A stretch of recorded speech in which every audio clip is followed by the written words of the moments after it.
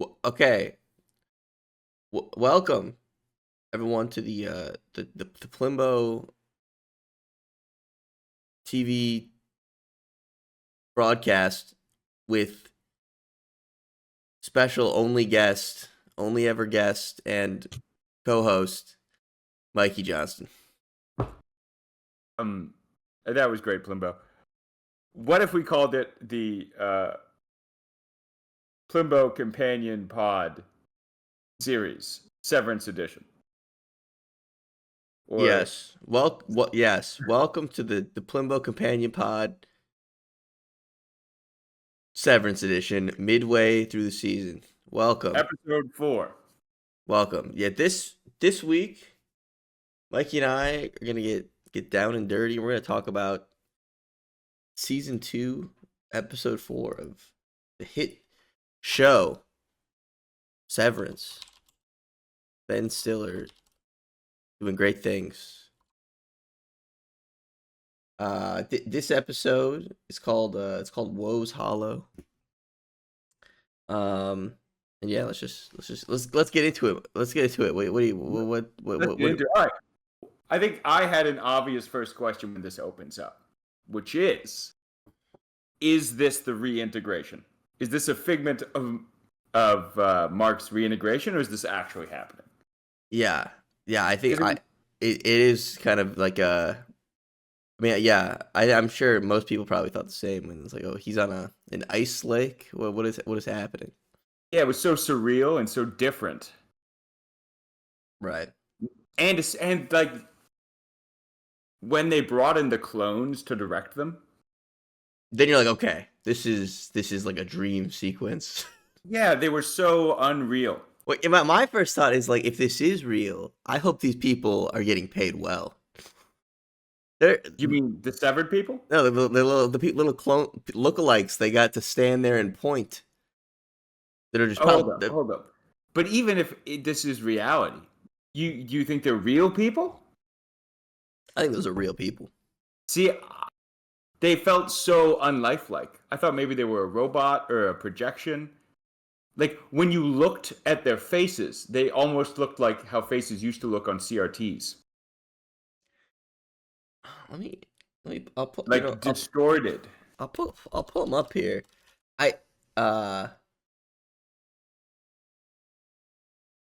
And the way they pointed was almost like a Unity project. How you might raise an arm. Like there was just one joint, total stiffness.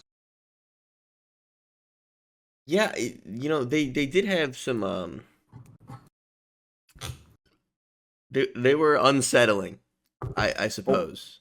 For sure. Now, I also thought it was interesting. Speaking of that. Well, actually, before we get to that, I want to talk a little bit more about how this might just be a figment of the imagination and what this reminded me of.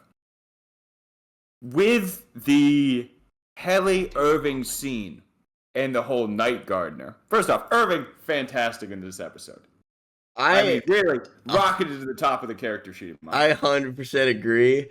He said, "Fuck this bitch. I'm gonna kill her in the fucking." Wait, I mean, and it reminded me, what if this is like the episode of The Sopranos where Tony gets food poisoning and realizes that Big Pussy's betraying him? The fish market.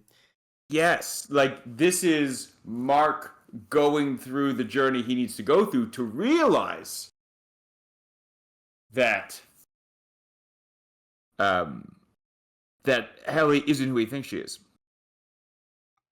Yeah, I don't know. I do think, I guess, Mark maybe acts a little uncharacteristically in that I felt like he might try to defend Irving a little more, but just doesn't give a fuck. He's guided by his penis to the heli tent. Yeah, I was surprised by that as well. Yeah. And how he's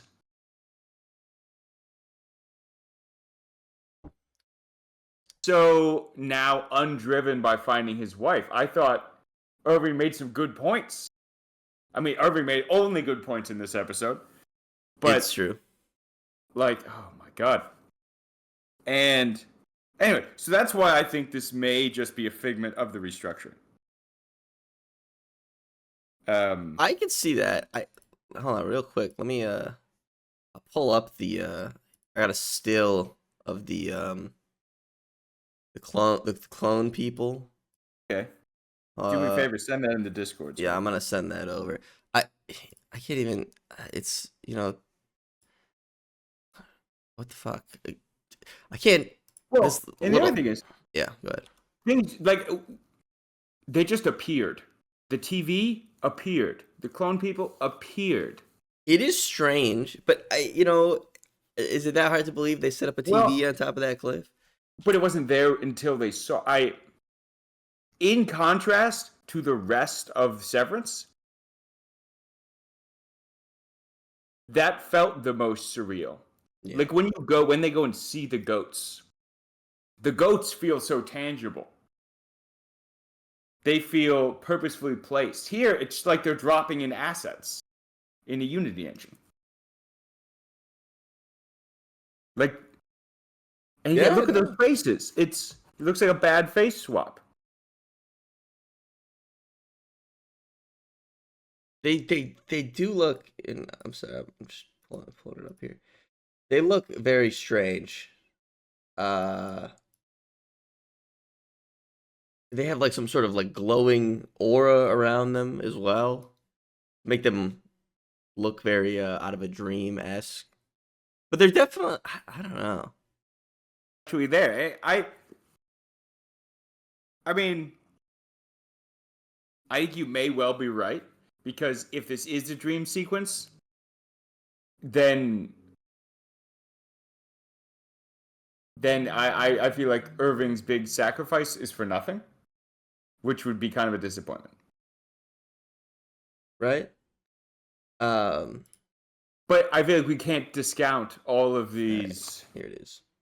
just weird behaviors. I also thought that so when Irving falls asleep, that just echoes the Sopranos scene so much as well. Like he turns, he looks where Helly normally is, and he sees the demon or I don't remember The half the woe lady. the short witch or whatever. I don't know. Yeah, and then he realizes, oh, But I guess he already knew because he already knew about the Night Gardener, which I feel like a dummy for not noticing when she first said it. Well, he does call her out immediately. He's like, a night gardener? She's like, yeah, I don't know. He's like, all right. Okay, I forgot that. I think he's always been a little suspicious, and I think I mentioned this to you before, but I think the show almost made the audience point the audience in that way that they're like, whatever, that she's the outie in there. There's like that weird awkward scene with her and him in the hallway at some point, where they just stand there. Then I have a question for you. Mm-hmm. So I think it's super interesting now that romantic partners are seeing both the outie and the innie. Like, what's Dylan's wife? Yeah. I think that's a very interesting. Now she knows both of them, and they're both so different. Yeah. Is she attracted to both of them? I think Are both of them attracted to her? I am convinced she is going to end up fucking Niani, and it's gonna be a problem. Well, I'm not going to dive into that quite yet. But that brings me back to my point with outer Helly. Outie Helly? Yeah. Is she actually interested in Mark? Or is this all like Innie Helly is attracted to Mark? Right. And Innie Helly is in some way the outie as well. I imagine somewhat. I mean, it is kind of fucked up. She did what she did, For sure.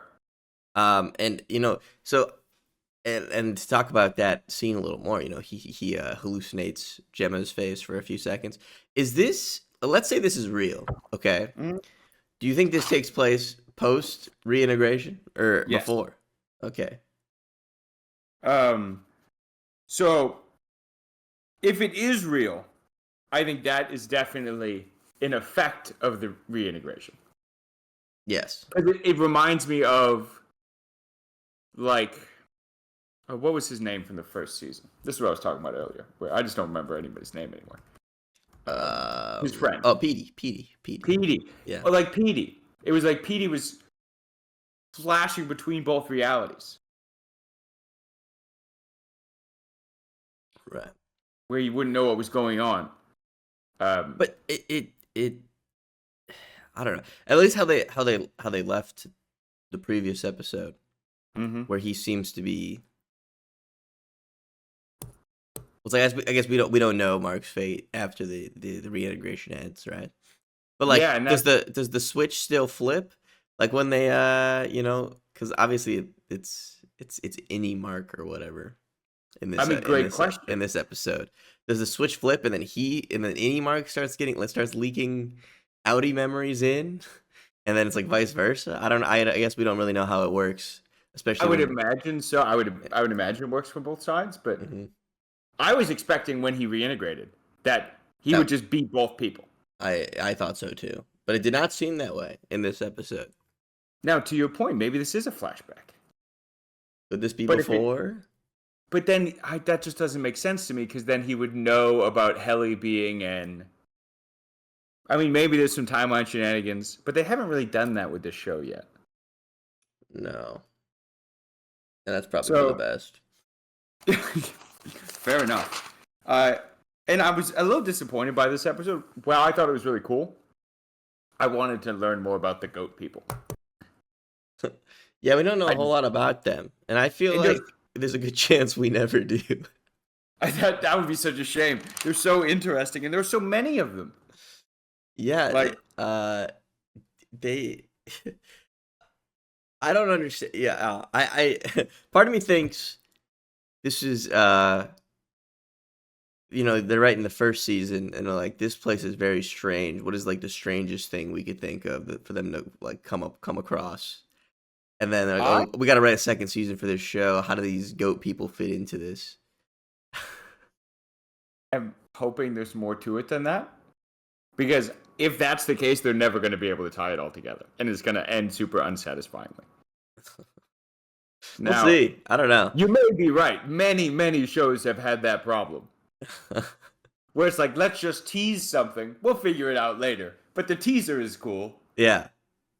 I don't know. I have faith. But that's what I think. That's true. And they have a lot of threads. Like, all this Kier stuff is interesting. I think Rickon's new book is interesting. Like, it seems to me that the new book he's going to write, they're going to massage into like a new book of Kier to further indoctrinate all the innies. I thought potentially they would do something similar for departments where they just happen to leave it somewhere and like let them think they found it themselves. That's a cool idea. To make them believe they have some sort of independence or whatever. Yeah. God, it's such a mindfuck, the Severance floor. Because we don't know how much, like, was Mark supposed to escape? How much of this was planned? Because they're all acting like Mark has almost finished this big project. Right. Is everything that's happened part of this project? Potentially. When they first come back and they play them the video, they have all this like legitimate just audio recording from like their not even like them escaping, but like or like doing the override whatever contingency thing, but like just like moments from them like talking to optics and design, being like, we're gonna figure this out. It's like they were obviously listening the entire time.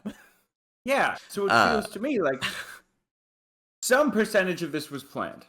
Yeah, I mean, obviously, the wake up was not planned. Yeah, if they knew they were going to do that, they probably would have stopped him. But everything else, because clearly they've set up for there to be factions. Right. They've set up real Lord of the Flies situation down there. It really is a Lord of the.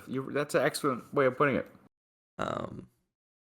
And I really hope this isn't the last we see Irving, because he had his moment of like the do what you must. I have already won. Yeah. Him beefing in Milchick's face was pretty good. It was. Oh yeah. Yeah. And now that Bert's gone, maybe he's okay with that. He wanted to leave at the beginning of this season anyway. I'm convinced that once Audi Mark remembers, becomes one person, he'll try and reintegrate Irving. So that's my Irving situation. Is the one most apt for reintegration because Audi Irving is investigating, right? Mm-hmm. It seems that way. We don't know that much about him. Yeah, but he has a dog. He paints. And he's interesting. His father was in the military. He's doing it out of respect for his father. Or is that what it is? I don't know. That was another Sopranos reference. Oh, okay. Yeah, but I don't know. Yeah, so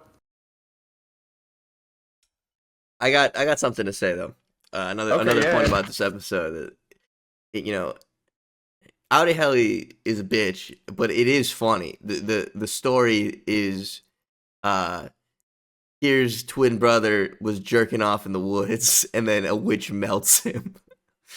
But that was a odd scene because Milchick knows that Helly's in Audi.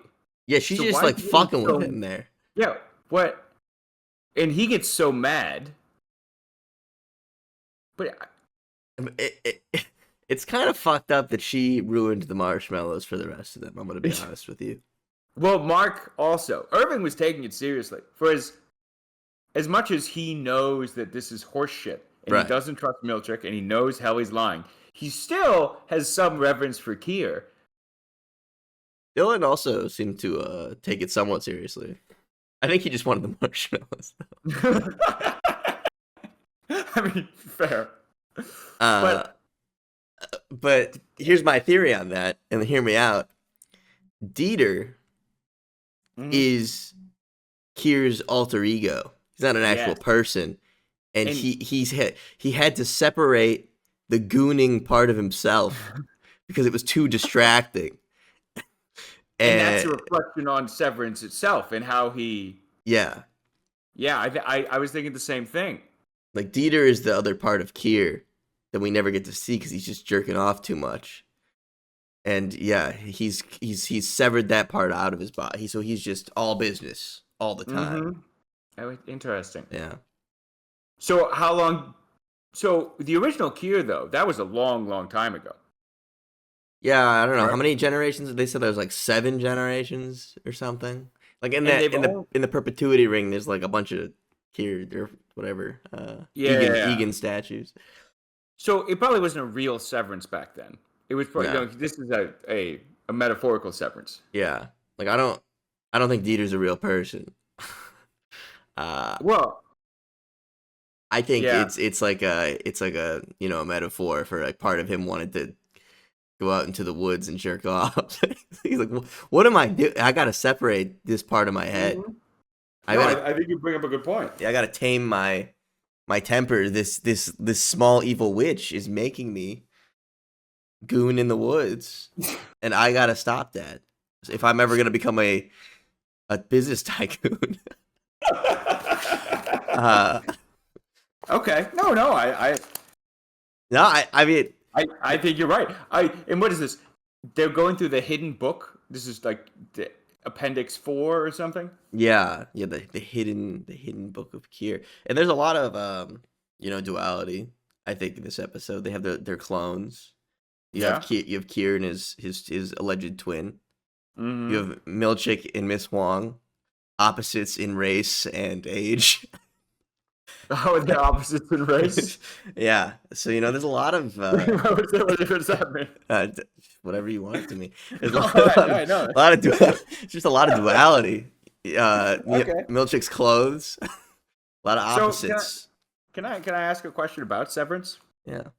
Do you think you could sever again? How many times can you split?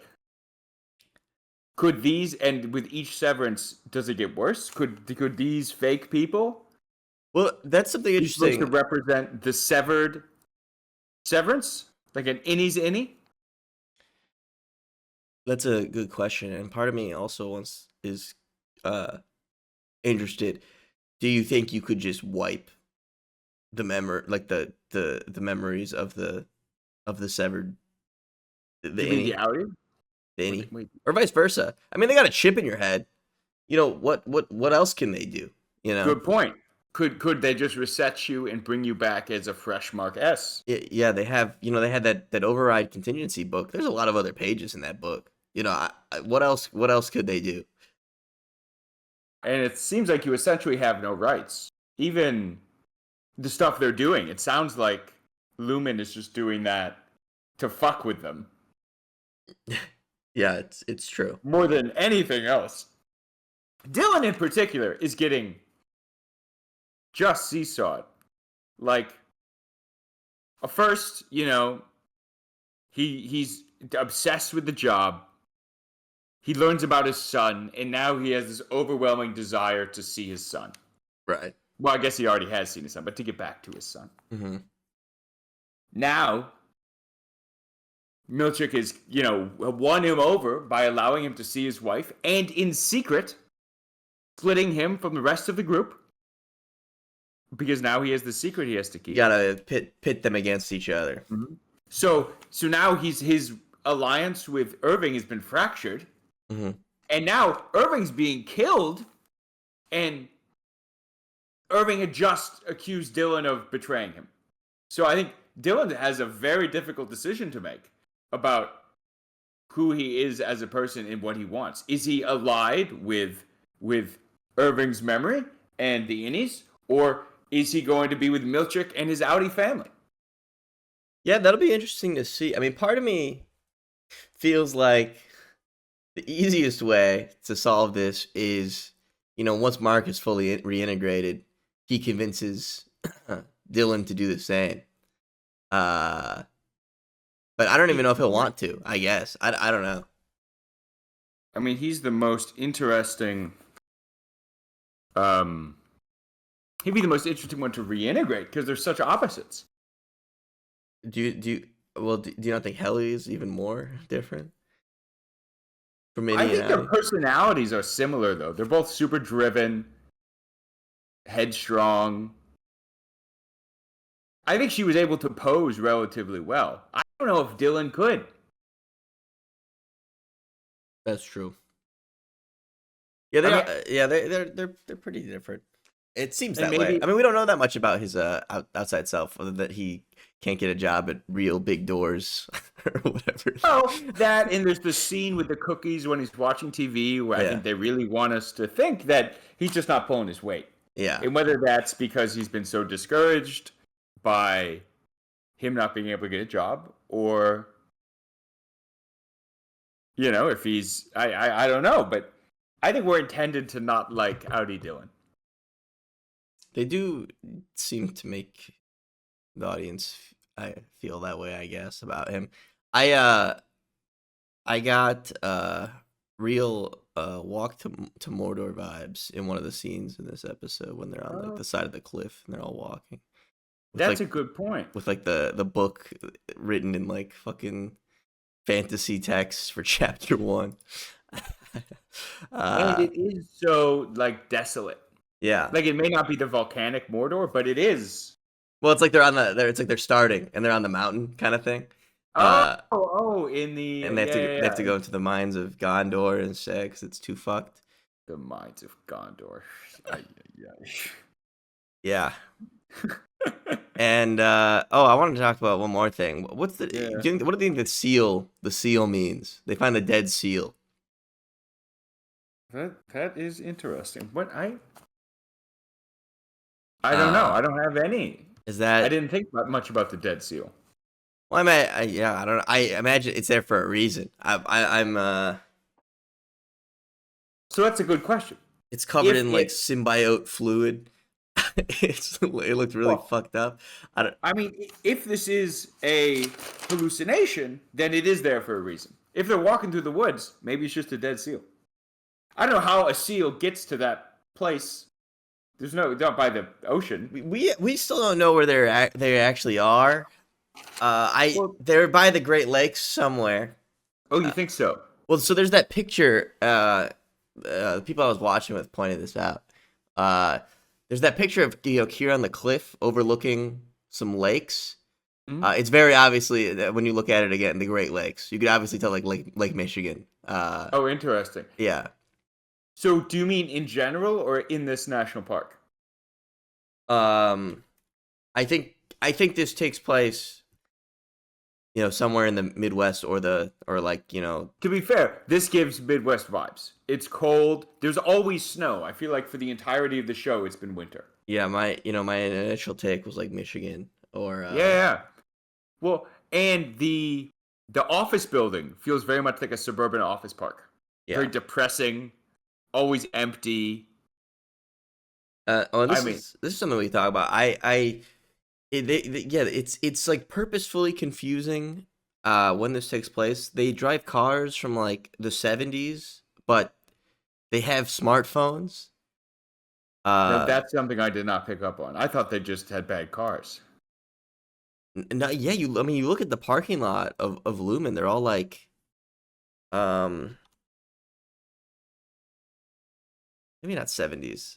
I think that's But they are very boxy, that's for sure. yeah, I don't know, maybe 90s, like late 80s, early 90s cars. I don't know. They're all like these boxy. It's very strange. But Well, perhaps Lumen gives you a company car. you bring up a good point because the workplace, at least, is so foreign to a workplace that I know. They're so well dressed and put together, and it seems very different from like the open office floor plan style of now, where it's more about collaboration and. You know what the office actually reminds me of? Mm-hmm. You know in Gattaca, where he goes to work or whatever at the space. I guess I don't know where's he supposed to be working? Like NASA? He works at the space place. The space place. The building very much so reminds me of that office space in Gattaca. Interesting.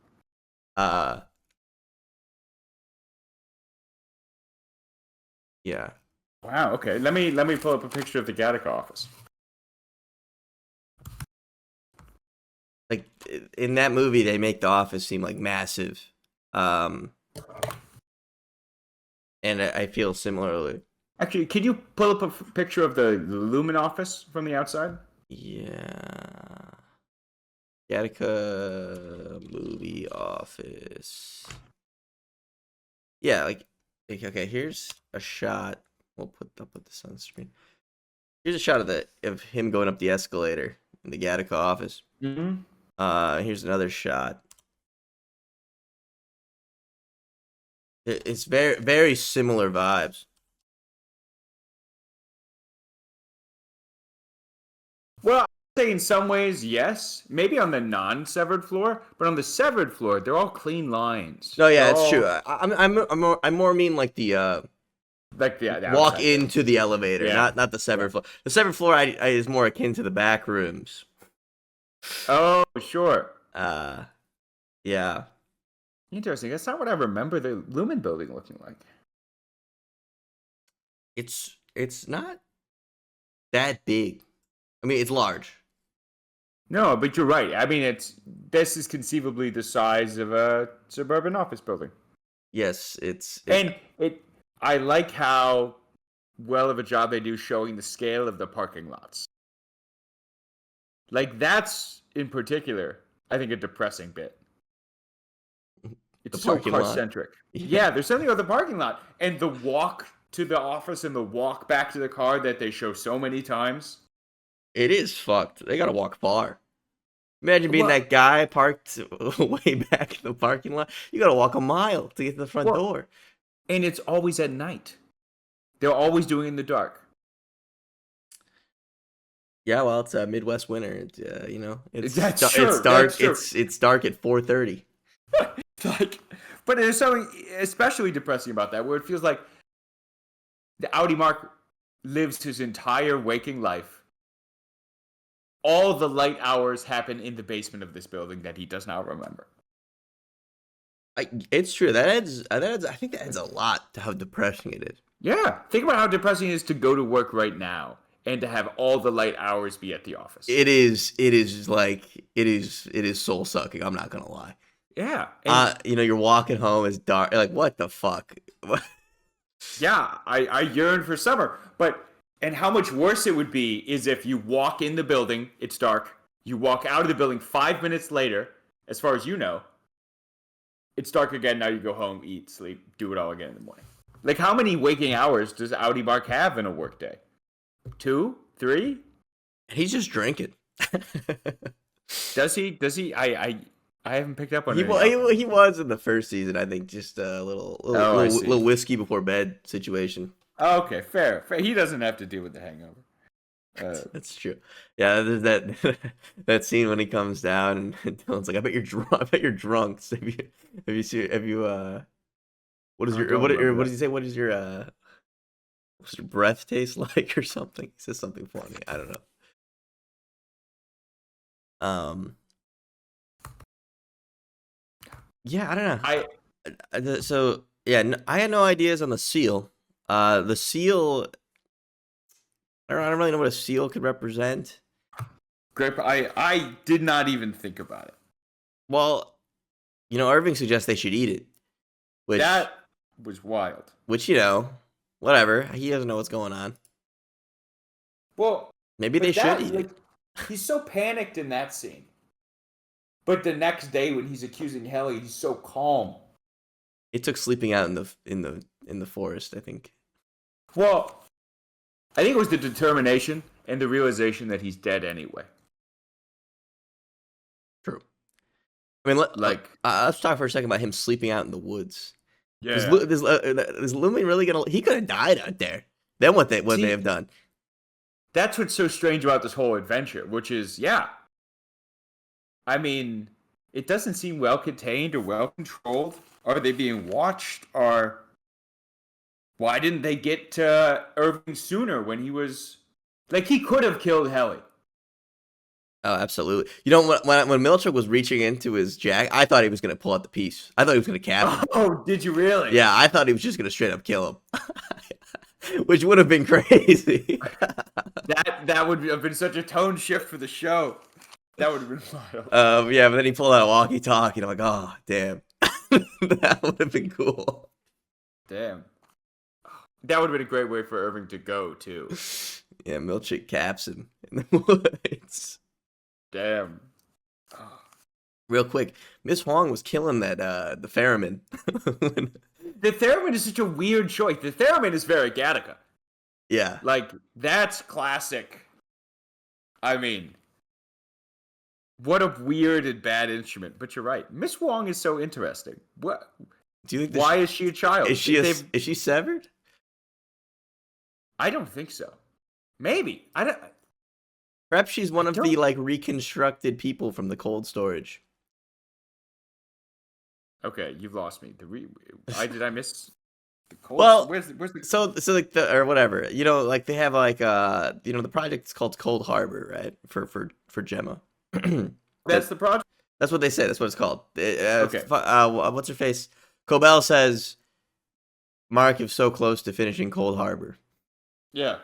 And I think at the end of the first episode they flash Gemma's face, and then it says Operation Cold Harbor on it or whatever. So obviously, Cold Harbor is her. Sure. What they're doing, I don't know. Do you think she's? So you think? My theory is they're is somebody they brought back. Yeah, my theory is they're reconstructing her brain or something. I don't know though. Whatever. Who cares? But yeah, I'm like maybe Miss Wong is one of the people they keep below Interesting. potentially. I feel like I believe it. I mean, Miss Wong she's different than everybody else in the show. Everybody else on the 7th floor. yeah, she's one of those freak characters like Miss Casey. Where it's like they're exceptionally weird. Yeah, where just something feels off. Yeah. But I don't know. Maybe that's a stretch. No. Killing that theremin though. I mean, Miss Wong has clearly been perfectly placed. Mm-hmm. And I think it's interesting that they have every character react to her, including Dylan's wife, and be like, "Why is there a child here?" Like they want us to think about it. Well, yeah, that is interesting. That they're not worried. Are they not worried about his wife going back? Like there was a child at your work, like as your manager. I guess they don't care. I don't know. Well, so I would say when she first walked in, my thought was that's not actually Dylan's wife. That's an actor, and any Dylan is never going to figure it out because he's never going to meet her. They could have done that. But to your point, they chose not to, and instead they took a big risk. Right. But is it calculated or is it a misstep? I don't know. I mean, they're clearly fucking with Dylan. Yeah. They want him to stay. Yeah. Well. Yeah. Anyway. How do you think they pulled off that scene where Irving is dunking her in the water? I think they had like a little bucket of water nearby that he's dumping her into instead. Why? Well, because it's freezing water. I don't think they would have actually dunked her in freezing water. Tom Cruise would have done it. Yeah, maybe they did. I don't think it's that. I mean, even the bucket would have been cold. Okay, yeah, sure. But not like ice water cold. I bet you they had a nice sauna right off screen. They dumped her in the ice water. It might not even be that bad. It might be refreshing. It's like a cold plunge. Well, they had scenes shot from the underneath. And it certainly didn't look like it was in a bucket. Yeah, but like where you would see her head from underwater and you could see the walls and yeah, that must have been like a pool. Why not actually I don't know. Just use the pond. All right, maybe you're right. How much of this do you think is real? Do you think the waterfall's real? Well, I can tell you, I read an article. They did go out there and film it in National Park. And apparently it was real. Like, all of the scenery is real. Real? Was the ice lake real? It looked very not real. Maybe the ice lake's not real, but they are actually out there. This is not a soundstage. Now, some parts of it may be filmed. The scene where Irving, at the beginning where Irving's running on the ice towards the cliff, looked very CG to me. But everything else looked real. That's fair. I'll play that. I wish I could find the article. And maybe we could link to it below. Like this. Okay, like the snow obviously is not real. When he's running on the ice. At least it doesn't look like it.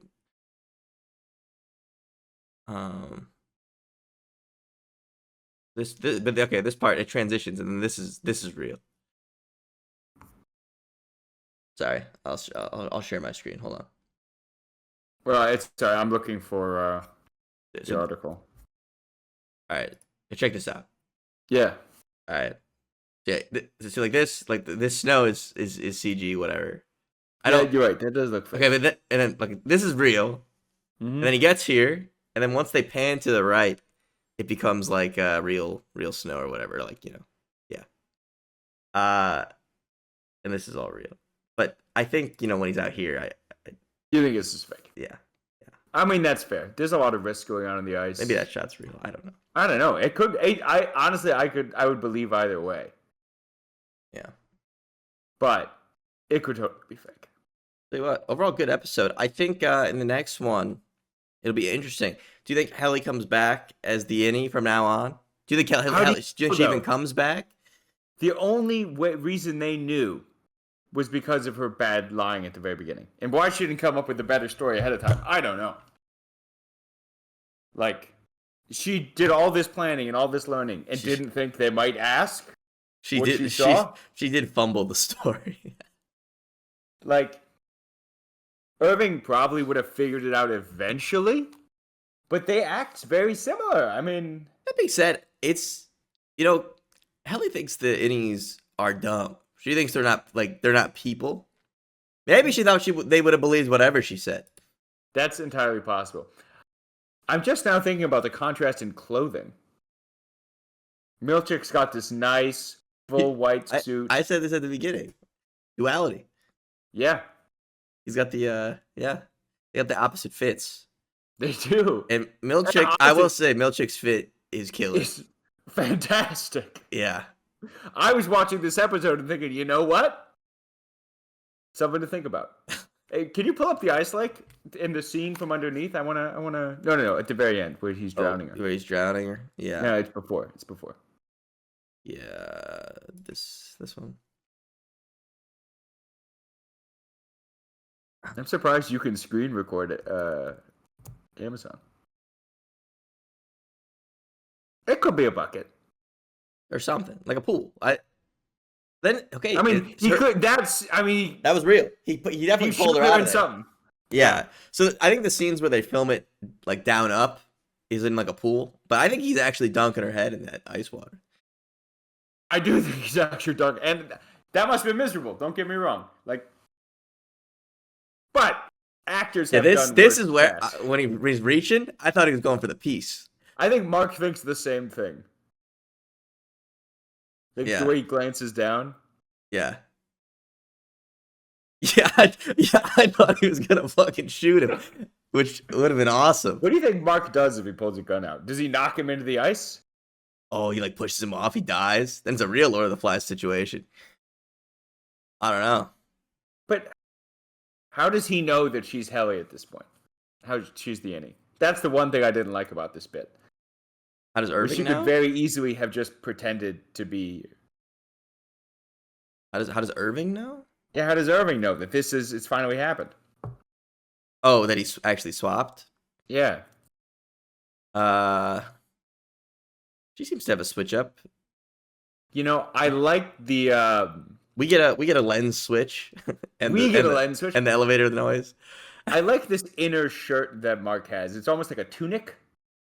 That I don't know, it gives me a real rustic vibe. He looks almost like an Amish farmer. He does look like a farm boy. Where you could compare that to Milchick's nice knit sweater. There's the peasant difference. Yeah, do you think Mark's just wearing that, or do you think they made him wear that? No, I think they're all wearing that. Okay. Because he's got one too. He is wearing, yeah.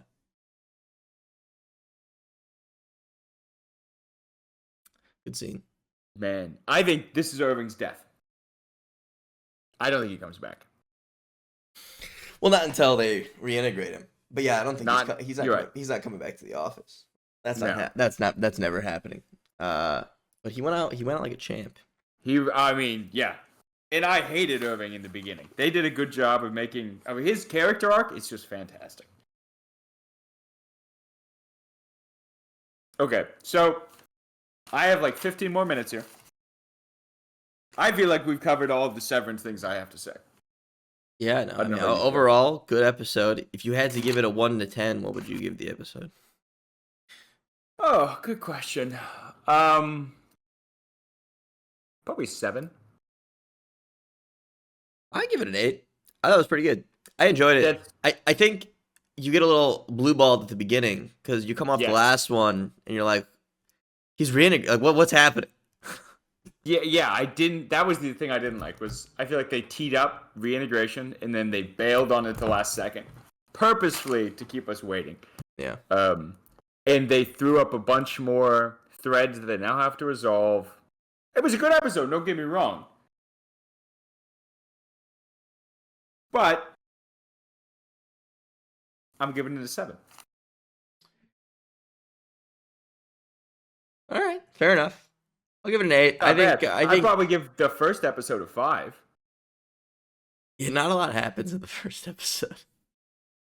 And the episode 3 is probably an 8 or a 9. Yeah, that was really good. So I don't think we have time to talk about Invincible, although I really just have a few things to say.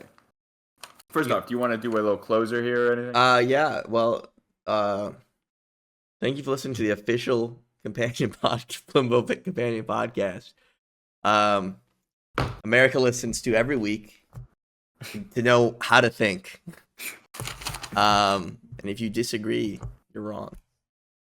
So, yeah, thanks for listening, and we'll be back next week to discuss hopefully reintegration. We'll see. Let's go. Maybe episode 5. Maybe Milchick will have another killer fit for us to discuss. I think at the end of the season we'll do a Milchick fit tier list. Maybe not just Milchick fit tier list, because I think Rickon has some pretty good outfits. All right, well, we'll throw some Rickons in there too. Like, all right, and I don't know. I like his sweaters. Yeah, he's got some good sweaters. And right. yeah. Thank you, everybody. I think that's the end. That's the end of that. All right. Thank you.